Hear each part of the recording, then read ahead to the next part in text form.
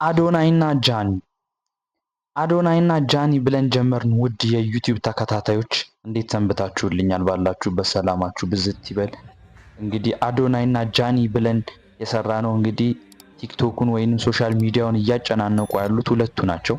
በተለይ አዶናይ በበጎ አድራጎቱን በጣም በብዙ ነገር ቲክቶክ ላይ በጣም ጥሩ ነገር በመስራት እየሰራበት የሚገኝ ወጣት ምርጥ ሰው ነው። እና አዶናይ እና ጃኒ ብለን እንግዲህ የጀመርነው ውድ የዩቲዩብ ተከታታዮች አዲስ ነገር ነው።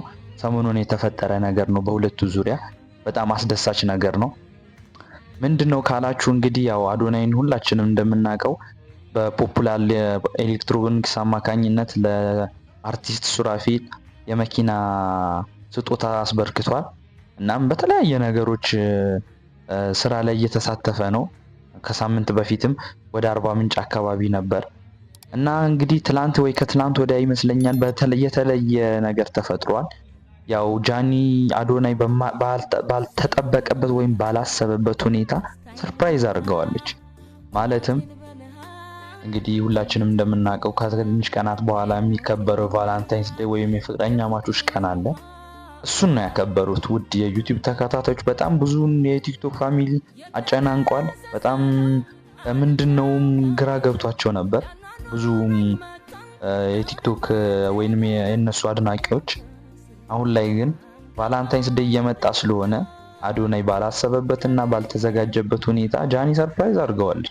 በዚህም ምክንያት እንግዲህ አዶናይ በጣም ተደስቷል እና ደስታውን እንግዲህ እየገለጸ ነው። አላሰበበትም፣ አልተዘጋጀበትም።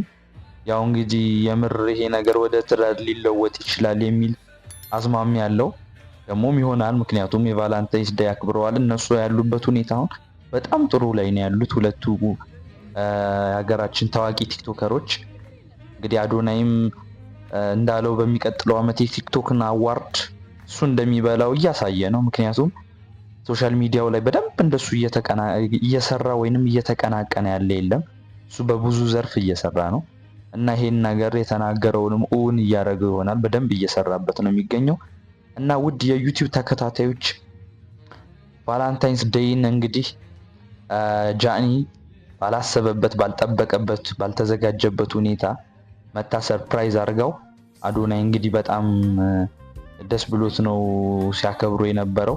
ውድ የዩቲዩብ ተከታታዮች ቻናላችንን ሰብስክራይብ አድርጉ። ቻናላችንን የተለቀቁትን ቪዲዮ እየገባችሁ እዩ። አዳዲስ ቪዲዮ ይመጣላችኋል። ሌላ አዳዲስ ቪዲዮ የሚለቀቃል አሁን ላይ ቶሎ። በሌላ ቪዲዮ እስክንገናኝ ሰላሙን